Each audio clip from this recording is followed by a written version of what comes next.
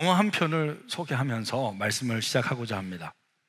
10년 전 2015년 개봉해서 1270만 명의 관객수를 기록한 암살이라는 제목의 영화입니다. 기억하시죠? 네, 기억하시죠? 일제강점기에 조국을 위해 목숨 걸고 싸웠던 독립군들의 치열한 투쟁을 담은 내용입니다. 자, 그 영화 속에는요, 하나님 나라와 관련해서 배울 수 있는 교훈들이 저는 많이 있더라고요. 그래서 우리 교회 제자훈련 마지막 단계인 사명반 과정 중에 꼭 필수적으로 봐야 하는 영화입니다.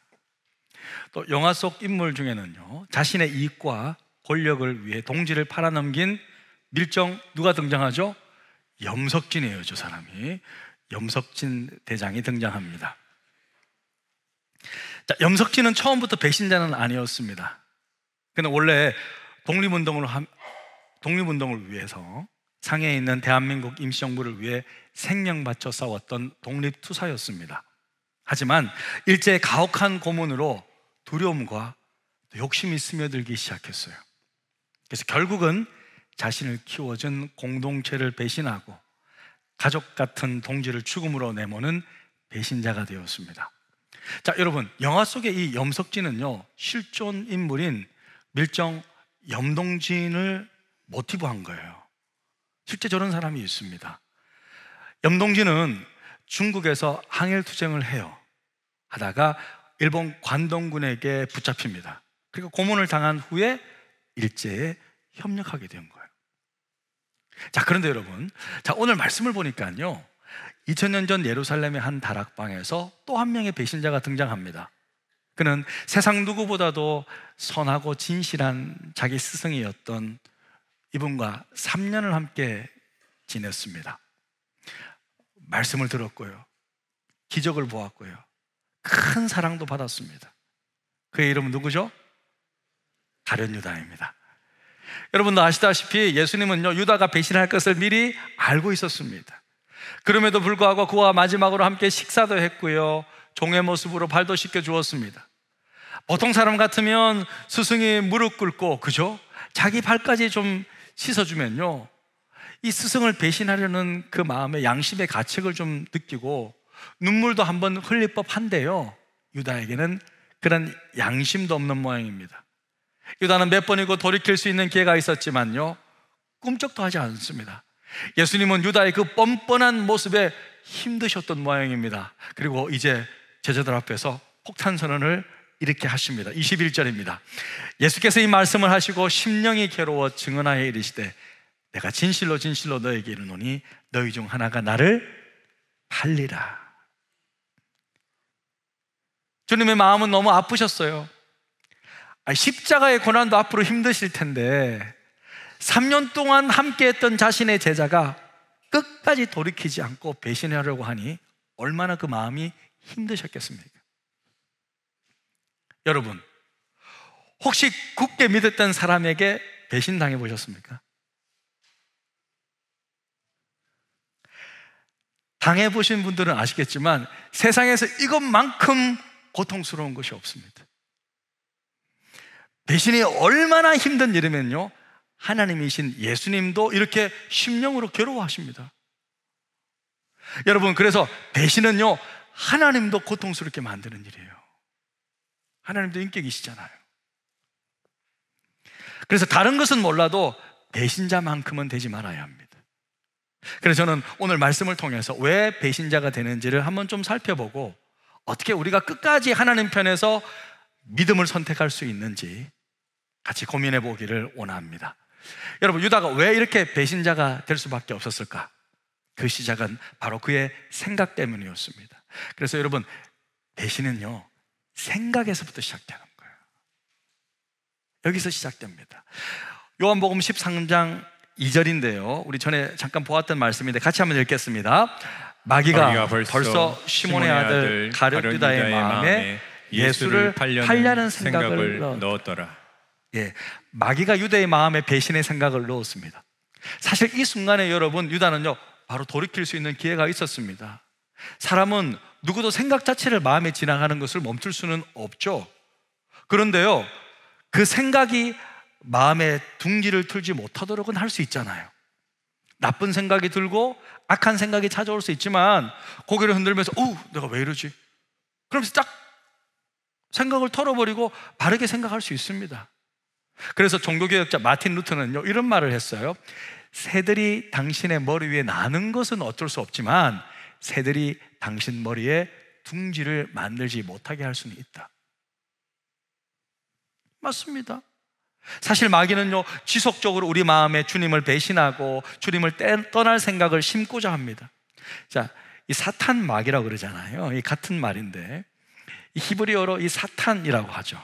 헬라어로는 이제 마귀라고 하는데, 히브리어로 사탄은 뜻이 뭐냐면 대적자라는 뜻이에요. 하나님의 대적자, 반대자라는 뜻이고, 헬라어로 이 마귀는 디아볼로스라고 하는데, 디아가 사이, 틈이라는 뜻이거든요. 그러니까 볼로스가 던지다라는 뜻이니까, 그러니까 사이를 이간질하다, 사이를 분열시키다라는 뜻이에요. 그러니까 사탄 마귀는 한마디로 하나님을 대적하면서 반대하면서 우리와 하나님 사이를 이간질하고 멀어지게 하는 그런 생각과 마음을 우리 속에 집어넣는단 말이에요. 그래서 여러분, 성도들이요, 교회 당연히 와야 되는데 왠지 교회 오지 못하게 만드는 거예요. 교회 오지 못하게 만들고, 교회 오더라도 예배에 온전히 집중하지 못하게 만드는 거예요. 온갖 계략으로 우리와 하나님 사이를 분열시키고, 목회자와 성도들 사이의 관계를 깨트리고, 성도와 성도 사이를 멀어지게 만들려고 노력하는 것이 사탄 마귀다, 이거예요.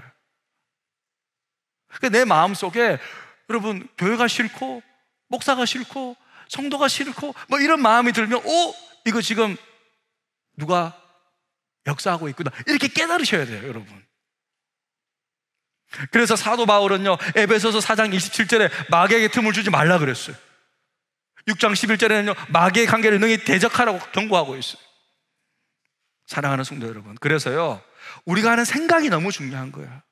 사실 마귀는요, 이처럼 우리 마음속에요, 악한 생각, 나쁜 생각, 거짓된 생각, 부정적인 생각, 편협한 생각을 늘 넣고 있어요. 한 번은요, 베드로가 예수님을 위한답시고 십자가의 고난과 죽음이 절대 주님께 일어나서는 안 됩니다 라고 했을 때 예수님 어떻게 말씀하셨어요? 이렇게 말씀하셨습니다. 예수께서 돌이키시며 베드로에게 이르시되 뭐라고요? 사탄아, 내 뒤로 물러가라 그랬어요. 너는 나를 넘어지게 하는 자로다. 네가 하나님의 일은 생각하지 아니하고 도리어 사람의 일을 생각하는도다. 베드로가 사탄이 아니라 사탄이 베드로에게 하나님의 일이 아닌 사람의 일, 마귀의 생각과 판단을 주입한 거예요. 그러니까 그 순간만큼은 베드로가 사탄은 아니지만 그 순간만큼은 사탄에 의해서 쓰임받게 되잖아요. 예수님을 넘어뜨리게 하잖아요. 우리 성도들도요, 잘 계시다가 어느 한 순간만큼은요, 쓰임받게 돼요.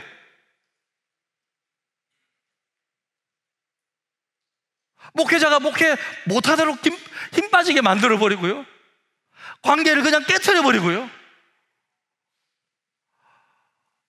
정말 믿음 있는 분들도, 베드로도, 수제자인 베드로도 이렇게 쓰임받았잖아요. 그럼 우리는 하물며 얼마나 더 당할 수 있냔 말입니까?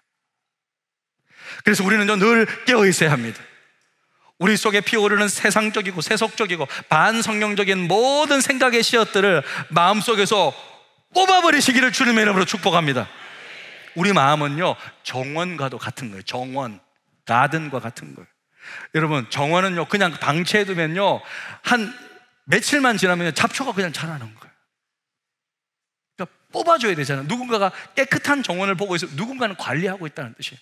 내 마음이 아름다운 정원이 되려면요, 내 마음속에 피어오르는 잘못되고 부정적이고 악한 생각들을 매일매일 뽑아줘야 되는 거예요. 이렇게 하면서 고개를 떨구면서 이렇게 관리해줘야 합니다. 안 그러면요, 잡초가 자라나서 엉망이 되는 거예요.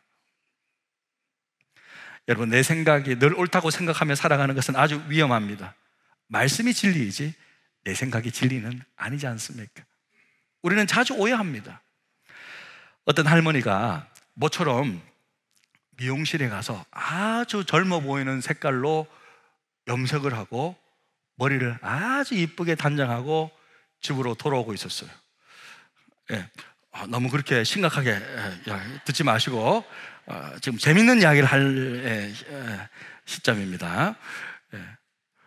아주 예쁘게 머리를 하고 이제 집으로 딱 돌아오는데 어떤 중년 남자의 목소리가 뒤에서 들리는 거예요. 같이 가 처녀, 같이 가 처녀, 막 그러는 거예요. 자기 보고 할머니한테 처녀라고 부르는 거예요. 같이 가자는 거예요. 할머니 너무 기분이 좋은 거예요. 그런데 뒤로 돌아보려고 하다가 얼굴을 보여주면 안 될 것 같아. 실망할 것 같아서 차마 고개는 돌리지 못하고 기분 좋아가지고 그냥 집에 딱 들어갔는데 손자가 있는 거예요. 그래서 손자한테 이야기했어요. 할머니가 염색을 해서 처녀인 줄 알고 뒤에서 어떤 남자가 같이 가 처녀라고 하면서 쫓아왔어. 그러는. 손자가 웃으면서 바른 말을 합니다. 할머니, 그건 아니다. 무슨 말씀이 있어요? 잘못 들으셨겠죠. 보청기 좀 끼세요. 보청기. 할머니가 열받았어요. 보청기를 꼈어요. 다시 나갔어요. 그 남자를 찾는 거예요. 자기를 불렀던 그 남자가 어디 있는지 막 한참 찾아도 보이지 않는 거예요. 아무도 안 쫓아오는 거예요. 그런데 지나가는 한 트럭에서 남자 목소리가 들립니다. 깔치가 1,000원, 갈치가 1,000원, 갈치가 1,000원. 갈치가 1,000원인데 이것을 같이가 처녀라고 할머니들. 그러니까 우리 권사님들도 미용실 갔다가 오해하지 마세요. 네. 자, 여러분, 제가 왜 이런 이야기를 할까요? 이처럼 우리는 여러분, 내가 듣고 싶은 대로 듣는 경향이 있다는 거예요. 내가 듣고 싶은 말만 듣고 싶은 그런 심성이 있다는 거예요. 내가 원하는 말만 듣기를 원하고 나를 향한 정직하고 정확한 소리는요, 잘 듣지 못할 때가 있다는 거예요. 사실 그 이야기를 들어야 되는데. 사랑하는 성도 여러분, 우리는요, 내 생각이 맞다고만 주장해서는 안 됩니다. 하나님의 말씀이 진리이지 그 말씀을 판단하는 내 해석, 내 판단, 내 생각이 진리는 아닙니다. 마귀는 유다의 마음에 예수를 팔 생각을 슬며시 넣었고 유다는 그 생각을 자기 것으로 받아들였어요. 그러니까 유다의 배신은요, 결국 마음 관리의 실패에서 비롯된 것이었습니다. 그래서 여러분, 우리는 무엇보다도 마음을 지켜야 합니다. 성경은 말씀하고 있잖아요. 우리 같이 읽겠습니다. 모든 지킬 만한 것 중에 네 마음을 지키라. 생명의 근원이 이에서 남이니라. 할렐루야. 여러분, 마음을 꼭 잘 지키며 살아가는 여러분 다 되시기를 축복합니다. 그리고 여러분, 두 번째로 우리가 오늘 말씀 속에서 배울 수 있는 중요한 교훈 중에 하나는요, 예수님은 배신자에게도 회개의 기회를 주신다는 거예요. 제자들은요, 자기 스승을 팔 자가 누군지 묻습니다. 예수님께서 너희 중에 한 명이 나를 팔 것이다 라고 폭탄 선언을 하시니까 누가요? 누가요? 물어요. 그때 예수님께서 이렇게 답하십니다. 우리 26절 다 함께 읽겠습니다. 예수께서 대답하시되 내가 떡 한 조각을 적셔다 주는 자가 그니라 하시고 곧 한 조각을 적셔서 가룟 시몬의 아들 유다에게 주시니. 아니 여러분, 이만큼 분명하게 말씀하시고 행동으로 보여주시는데도 왜 제자들은 유다가 배신자인지를 알아보지 못하는 것일까요? 왜 이렇죠? 이 정도면 이제 유다를 다른 제자들이 너구나 하면서 이렇게 딱 알아봐야 되잖아요. 근데 그러지 않아요. 왜 그럴까? 사실은 여러분, 우리가 유대 관습을 좀 알아야 되는데, 떡 조각을 초에 딱 찍어서 누군가에게 권하는 것은요, 아주 특별한 우정과 사랑을 나타내는 유대인의 관습이었습니다.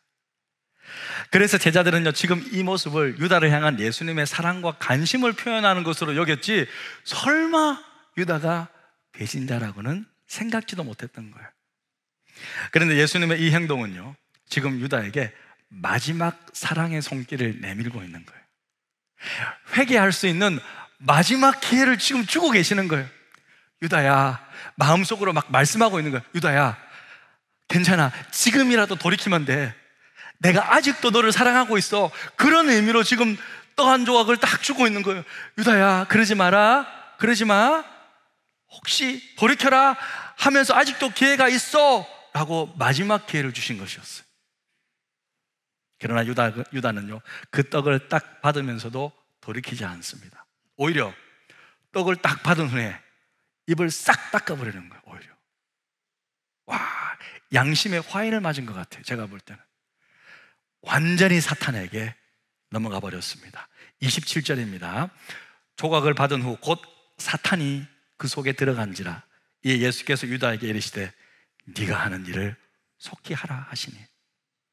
자, 여러분, 이 구절은 정말 무서운 구절이에요. 마귀는 먼저 유다의 마음에 예수를 팔 생각을 넣었다고 했잖아요. 그런데 유다는 그 생각을 끊어내지 못하고 계속 방치하고 발전시켰습니다. 그랬더니 이제는 마귀가 생각을 넣는 것이 아니라 마귀 자체가 들어가 버린 거예요. 여러분, 이럴 수 있다는 거죠. 계속 마귀가 주는 생각에 계속 사로잡혀 방치하고 발전시키고 그러면요, 우리 속에 진짜 들어올 수도 있어요. 성령도 임하듯이, 성령도 어떻습니까? 하나님의 말씀을 계속 묵상하고 계속 말씀을 생각하다 보면 성령이 훅 임하시거든요. 성령도 충만하지만 마귀도 그렇다는 거예요. 다 영적인 존재들이기 때문에. 이제 유다의 영혼을 마귀가 완전히 점령해버렸습니다. 성령이 소멸했습니다. 예수님은 끝까지 유다를 사랑하셨고 회개의 기회를 주셨지만 결단은 유다의 목이었습니다. 사랑하는 성도 여러분, 우리가 이것을 알아야 됩니다. 하나님은 우리를 끝까지 사랑하시지만 우리의 의지를 대신하지는 않습니다. 하나님은 모든 사람에게 자유의지를 주셨고 선택할 기회를 주셨습니다. 유다는 그 선택의 기로에서 결국 어둠을 택합니다. 배신의 길을 가기로 결정했습니다.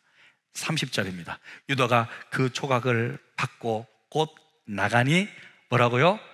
밤이러라. 이 짧은 문장은요, 단순한 시간의 묘사가 아니라 유다의 영적 상태를 말해주고 있는 거예요. 그는 회개의 빛을 거절했습니다. 그리고 어둠으로 걸어갔습니다. 그 밤은 새벽을 맞을 수 없는 저주의 밤이었습니다. 마지막 회개의 기회를 거부한 배신자의 영혼을 가두는 지옥의 밤이었습니다. 여러분, 영화 암살에서 임시정부의 수장이었던 백범 김구였죠. 김구가 염성진 대장을 의심하잖아요. 그러면서요, 이렇게 명령합니다. 이렇게 지시합니다. 우리 영상 한번 잠깐 보시겠습니다. 내일 상해에서 염석진이 영사관의 사사끼를 만난다면 확실한 밀정이다. 염석진이 밀정이면 죽이라. 염석진이 밀정이면 어떻게 하라고요? 왜요? 밀정을 죽이지 않으면 어떻게 돼요? 아군이 다 죽잖아요. 나라가 망할 수도 있잖아요. 어쩔 수 없이 죽을 수밖에 없는 거예요. 배신자는 결국 하나님 나라에서든지 우리나라에서든지 어두움을 맞이해야 할 수밖에 없는 운명인 거예요. 사랑하는 성도 여러분, 우리 중에요, 누구나 배신자가 될 수 있어요. 솔직히 유다처럼 주를 배신할 수도 있고요, 염석진처럼 나라를 배신할 수도 있습니다. 교회를 배신할 수도 있고요, 자기 스승을 배신할 수도 있습니다.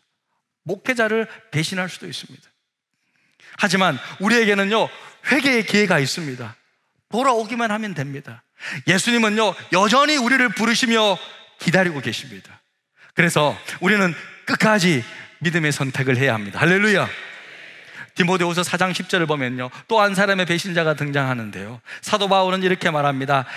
데마는 이 세상을 사랑하여 나를 버리고 데살로니가로 갔고. 데마는요, 사도 바울의 믿음의 동력자였지만 세상을 더 사랑함으로 사도 바울도 버리고 사명도 버렸습니다. 결국 배신은요, 언제나 세상을 더 사랑하는 마음에서 비롯되는 거예요. 여러분, 가끔씩 성도들을 보면 우리가 이사 갈 때가 있잖아요. 어쩔 수 없이 이사를 가거나 아니면 이사를 오거나, 이사 때문에 단순히 교회를 옮기는 것이 아니라 완전히 교회를 떠나는 분들이 있어요. 완전히 믿음을 저버리는 분들이 있습니다. 사실 이 같은 것은요, 내가 하나님 나라 백성이 믿는 자녀임을 포기하는 거잖아요. 하나님 나라를 배신하는 행위일 수도 있습니다. 그런데 여러분, 왜 성도들이 믿음에서 떠나버릴까요? 데마처럼 이 세상을 더 사랑하기 때문입니다. 하나님보다 세상을 더 사랑하면요, 떠납니다. 그리고 한 가지 더 있어요. 왜 떠나느냐? 왜 믿음을 포기하고 떠나느냐? 완전히 떠나느냐? 끝까지 주님 앞에 갈 때까지, 아니, 갈 수도 없겠죠. 완전히 떠나는 분들이 있어요. 믿음을 완전히 저버리는 분들이 있어요. 여러분, 염석진 대장은 왜 조국을 배신했을까? 왜 수많은 독립투사들이 생명 바쳐서 독립운동을 잘 하다가 한순간에 나라를 배신하고요, 친일파가 되는 것일까? 왜 그럴까? 마지막으로 여러분, 영상을 한 번 더 보시겠습니다. 왜 동지를 팔았나? 몰랐으니까. 해방될지 몰랐으니까. 알면 그랬겠나?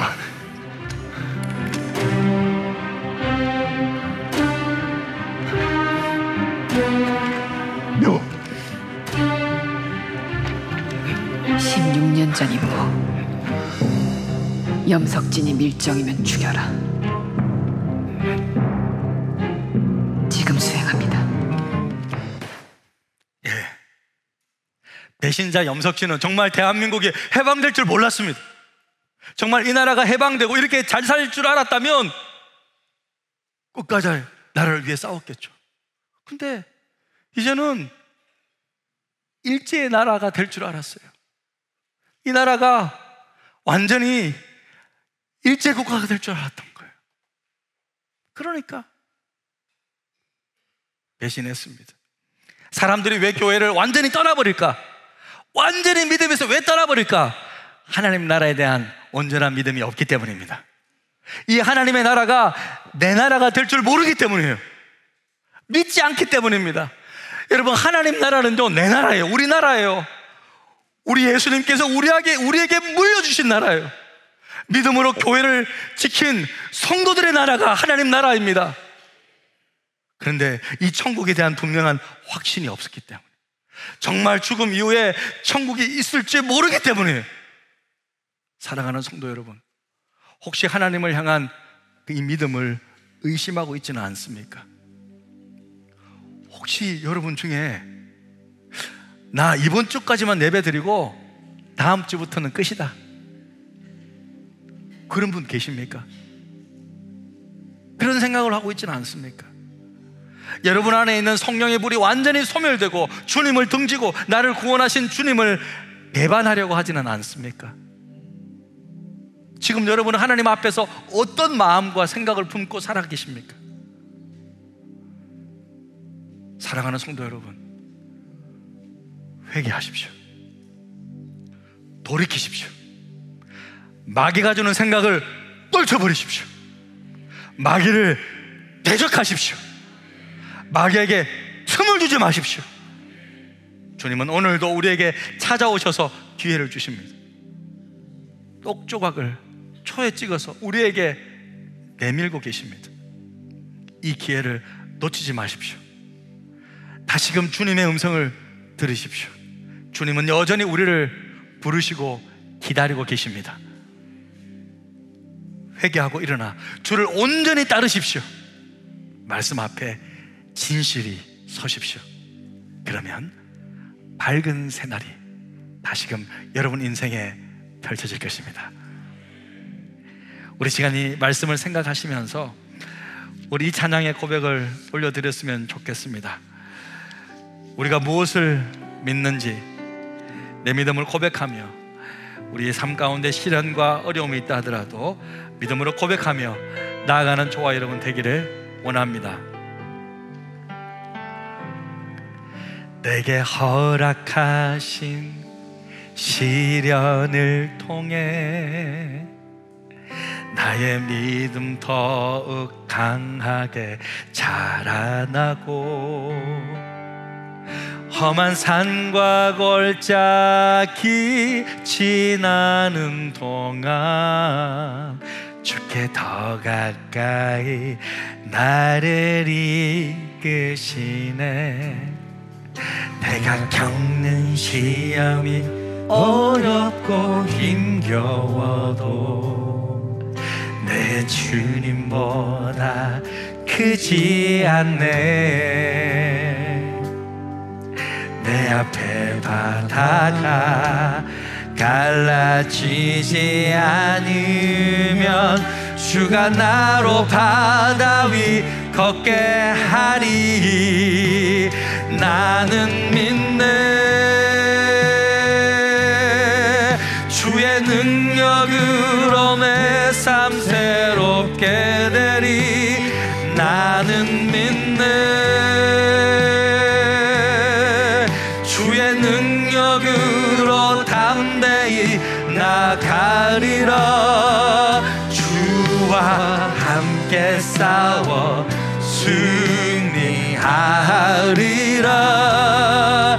날마다 믿음으로 나 살아가리. 내게 허락하신 시련을 통해, 내게 허락하신 시련을 통해 나의 믿음 더욱 강하게 자라나고, 험한 산과 골짜기 지나는 동안 주께 더 가까이 나를 이끄시네.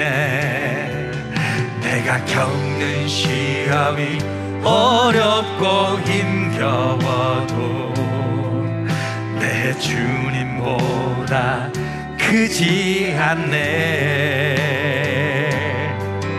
내 앞에 바다가 갈라지지 않으면 주가 나로 바다 위 걷게 하리.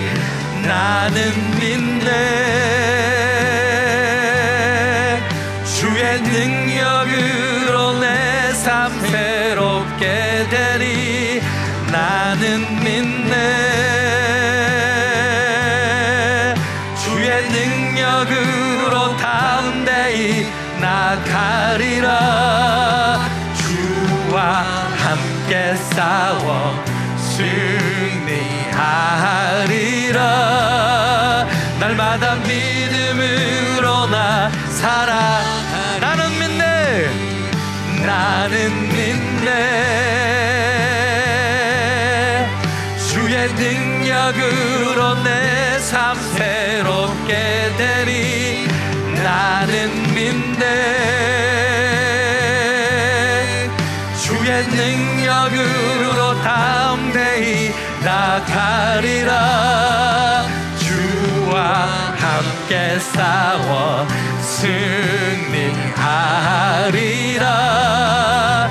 날마다 믿음으로 나 살아. 우리 한 번 더 고백합시다. 나는 믿네. 나는 믿네. 주의 능력으로 내 삶 새롭게 되리. 나는 믿네. 주의 능력으로 담대히 나가리라. 주와 함께 싸워 승리하리라. 날마다 믿음으로 나 살아.